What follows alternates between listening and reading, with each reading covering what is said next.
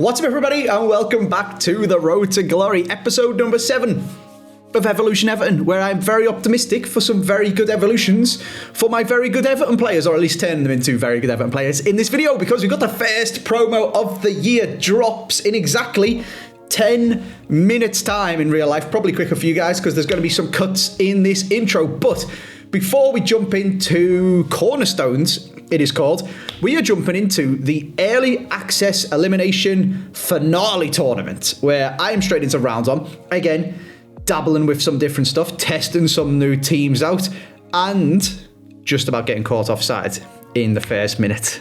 I am now playing back to my 4-3-3-4. As I progress and grow and get better at this game, I want to go backwards and forwards, see whether I was good at the start, and this guy's moved to Scully out the way. Thank you very much. It's 1-0 to Andy. Nothing better than scoring past someone who's got a Liverpool badge on Evolution Everton. I like to test different stuff out. We started off with this formation when I was terrible at the game. I've got much better and much more accustomed to this game, and I wanted to go back and give it another go. And I quite like it. It's going well. We had the new patch. We had the reaction to the new patch. I played crap loads of this game yesterday, that being the Thursday, just as the patch dropped in the day. And we uploaded the video then, and you guys have put loads more really nice comments, which is good. And we've got 2 comments of the day as we go through these highlights that I'm going to come at you guys with.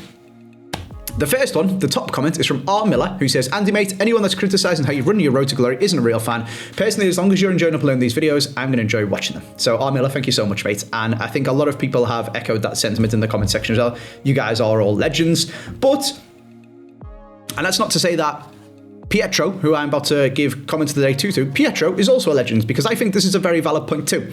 Andy, I enjoy watching you try out the different teams, but I kind of miss the Everton theme. As a Brazilian supporter of Cruzeiro, but seeing you yap about Everton and watching the Everton players on the Road to Glory made me start supporting Everton too. That, to me, is crazy, as I score a very sweaty corner player lock into Pajor finesse plus goal. I mean, good mechanically, well done, Andy. Sweaty as hell, though. The fact that some of you guys have become Everton fans, and Pietro isn't the first person to say that to me, from watching me do Everton career modes and Everton Road to Glories and stuff, is actually kind of mad. Like, that kind of blows my mind and is like so heartwarming, I guess. Like, that's crazy. I don't even know what to say to that. Like, that's just so mad.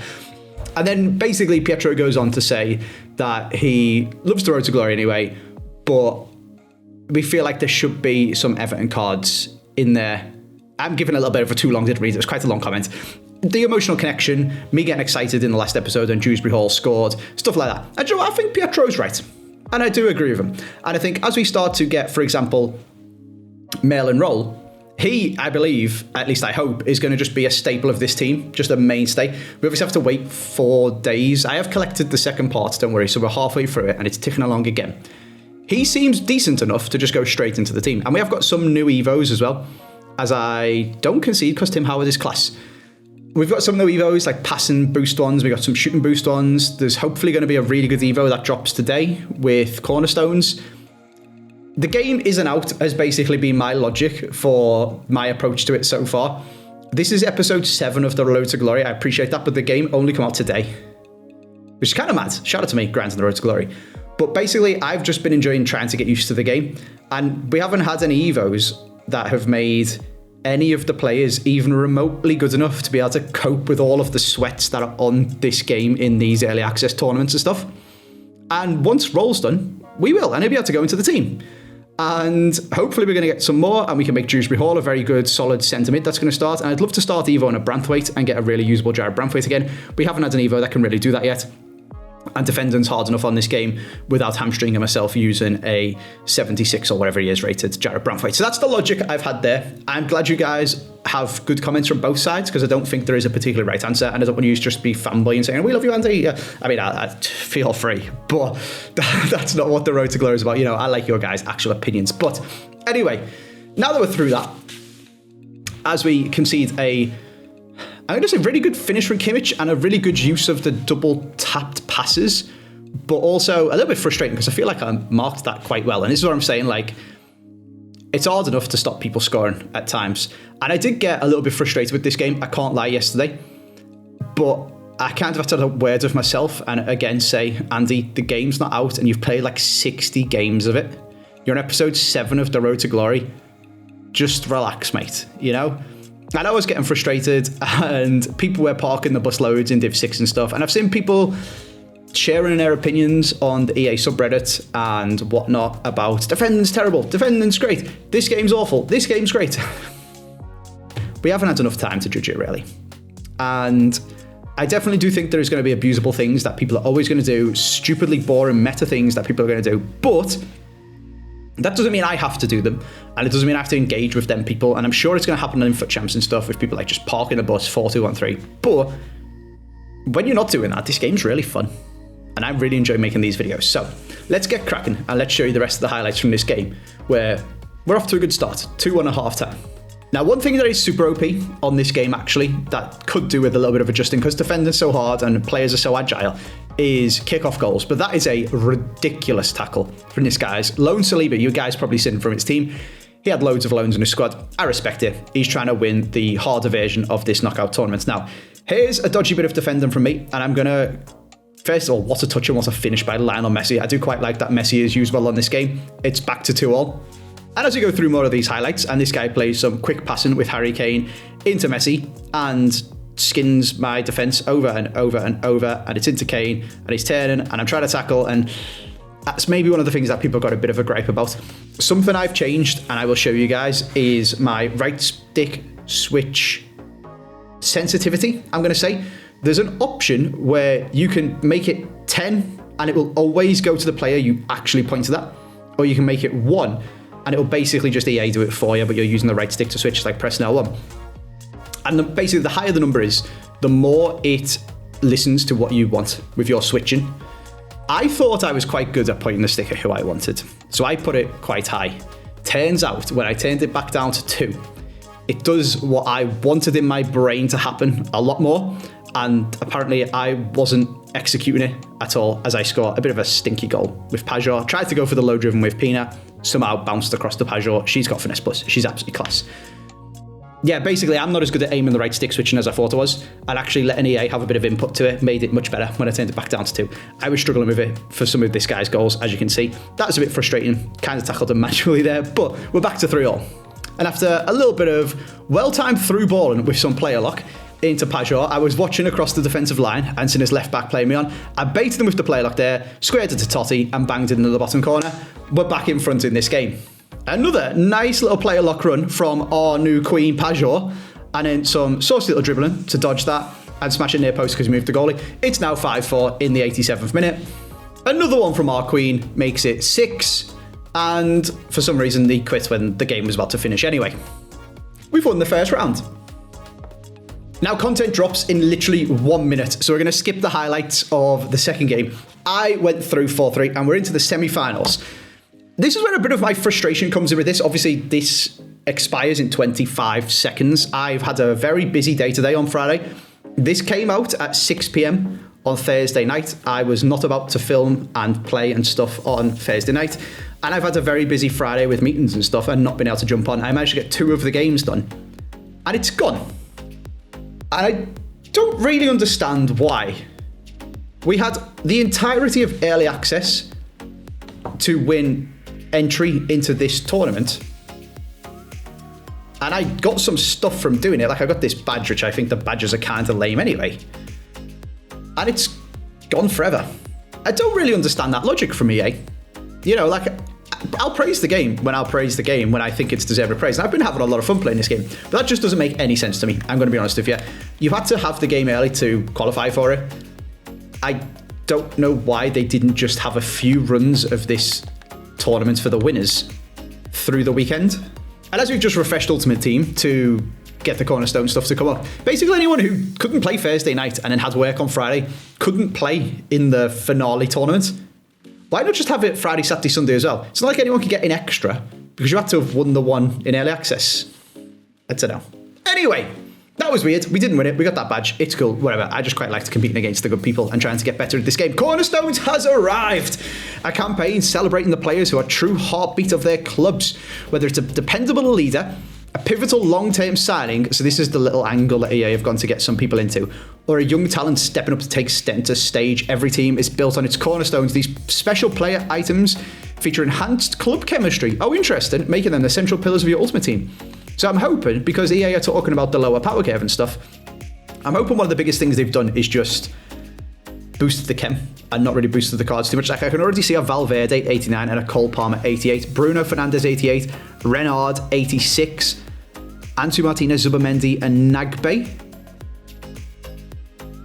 Let's jump in and first of all have a little concept and look if we've got any Everton players. Have we got any past and present Everton? Is basically what we're here for. Anyone for the road to glory here? Let's see who we've got. Valverde, Bruno, Cole Palmer, nice dynamic image. Nico Williams, Reinders. I wouldn't really say Reinders. Pivotal long-term signing. Bit weird. Whatever. When's Renard, Oyazabal, Zubamendi, Orsolini, Mancini, Di Lorenzo, Tillman. I'm not spotting any Everton. Okay. Doesn't look like it. This bloke hasn't even got a dynamic image. Unlucky, mate. Initial reaction. I'm seeing a lot of 84s and 85s and 86s. I like that. I'm not sure these ones are quite necessary, but if we use Cole Palmer as an example, just to see if I get both of Cole Palmer's cards up. 5 pace is quite a lot, you know. 1 or 2 and everything else, the same playstyle plus, an extra roll plus, no new playstyles, basically just 5 pace. Fine. It's not a crazy upgrade. Sure. I think that's okay. We're not breaking the power curve by releasing a Eusebio in November like we did that year. Do you remember that? So that's good. No Everton players, unfortunately. But realistically, what we're here for is the EVOs. Now, I've got my EVOs. I've got this Dewsbury Hall where I need to keep getting this guy up through the cover athlete, getting to 80 rated. He's starting to work his way into being able to go into our team. Mail and roll. We've got 21 hours, almost 22, of stage 3. And then we've got another day, and then we get this. And what they did bring out is a passing, which you had to pay for, didn't you? Which we've talked about. Bit lame. That one can go on to roll, I believe, and get him to 80 passing. Complete connection. Connect your squad's defense and attack by bolstering a centre mid. 1 shooting, 1 dribbling, 1 passing up to 83 and 85. 2 shooting, 2 dribbling, 1 passing up to 83 and 85. First touch, box to box, passing again, weak foot. Have we just got ourselves a Dewsbury Hall chain? I think we've just got ourselves a Dewsbury Hall chain. 83 overall, must be a centre mid, must not be World's Tour Silvers, sure. Max 5 playstyles. Dewsbury Hall, 80 rated, is a centre mid. Only got 2 playstyles. Oh, I think we're cooking. I think Pietro might be able to get his wish as our midfield becomes Mail and Roll and Dewsbury Hall. Let's go. Have we got any others? This is one shot which upgrades shooting.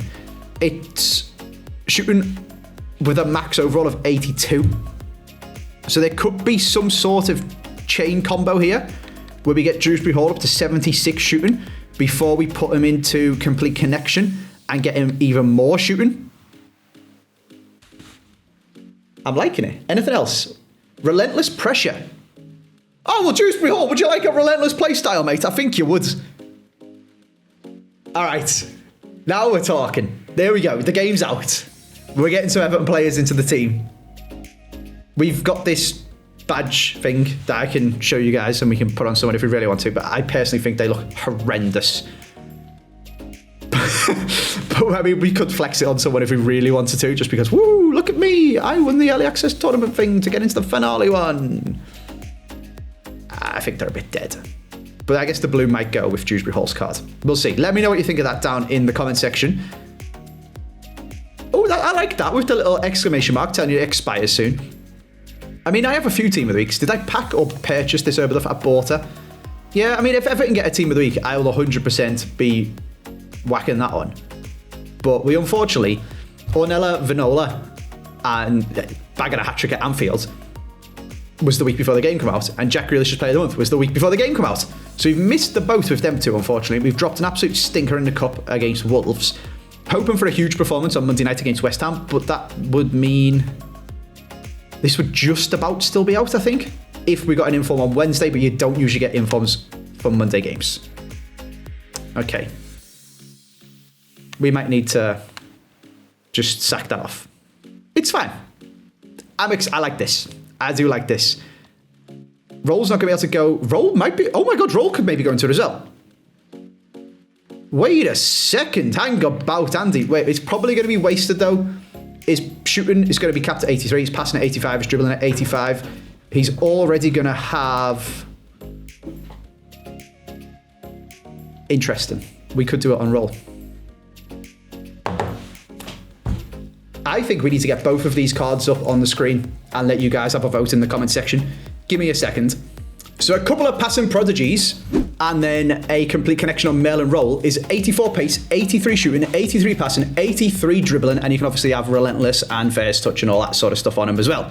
Looking very nice. We compare that to Dewsbury Hall, who has got 68 pace, 79 shooting, 85 passing, and 85 dribbling, and would still only be 82 rated and probably eligible for more EVOs. So them two cards are on the screen for you guys now. Who should we put into complete connection? Do we keep EVO and the two of them on the same sort of power curve next to each other? Or do we go all in on Roll? I don't know if the stat boosts are a bit wasted on Roll because he's basically already there without it. He's only gaining 3, whereas it's quite a hefty chunk, I think, for Dewsbury Hall. No, I tell a lie. He's still only gaining 3. He's just a bit further ahead in some and a bit further behind in others. There's a balance to be struck. Let me know what you guys think. It's looking pretty spicy. I'm liking the look of Cornerstones. Let me know what you guys think down in the comment section. I'll see you next time for another video.